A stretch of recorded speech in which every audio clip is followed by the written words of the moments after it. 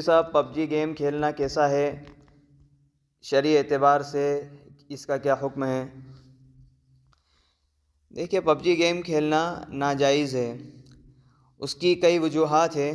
उनमें से दो चंद वजूह ये है कि पबजी गेम खेलने में वक्त ज़ाय होता है और ये उन खेलों में आता है जिसमें जिस्मानी एतबार से कोई वर्जिश नहीं होती है। और जिन खेलों के अंदर जिस्मानी एतबार से कोई वर्जिश नहीं होती है वो शरीयत के निगाह में गलत हुआ करते हैं, इसलिए पबजी को खेलना जायज़ नहीं है।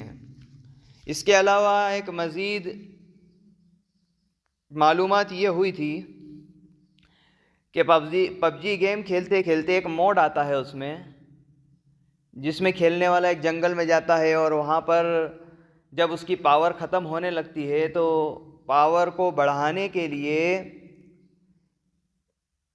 गेरुल्ला के सामने झुकना पड़ता है और उसके बाद उसकी पावर बढ़ती है, जो शिर्क के दायरे में आता है। यानी ऐसा करना शिर्क और कुफ्र के दायरे में आता है, जिससे इंसान इस्लाम से बाहर हो जाता है।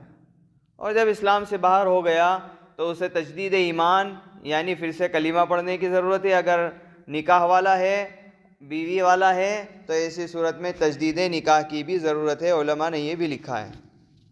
ये उन लोगों की बात कर रहा हूँ जिन्होंने ऐसा किया था, यानी झुक करके पावर हासिल की थी। और इसमें ये ऑप्शन भी दिया जाता है कि अगर इन बुतों के सामने झुक करके या गैर के सामने झुके बग़ैर भी आप दूसरी तरीके से पावर हासिल कर सकते हो, उसके बावजूद किसी ने जानबूझ करके उसके सामने सजदा किया और फिर पावर हासिल की, तो ये उनके मुतालिक बातें हैं, यानी इस्लाम से खारिज हो जाएगा।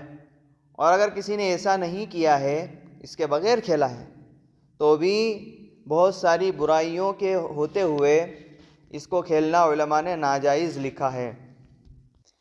हाँ, और कोई ऐसे ही खेल रहा है, यानी मैंने सुना कि बाद में उसमें जो ये मोड था जिसमें जंगल में जा कर के उसके सामने झुक करके पावर हासिल करना का, ये हटा दिया गया है गेम से।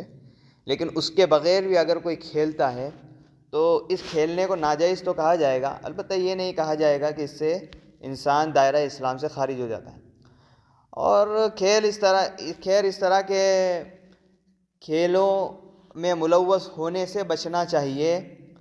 देखिए कितने लोगों के दिमाग ख़राब हो गए, कुछ बच्चे हॉस्पिटलों में एडमिट हो गए, किसी की आंखें ख़राब हो गई, किसी के दिमाग ख़राब हो गए। तो खामखा के लिए इस तरह के खेल करके हम अपने आप को क्यों ख़राब करें, इसलिए बचना चाहिए।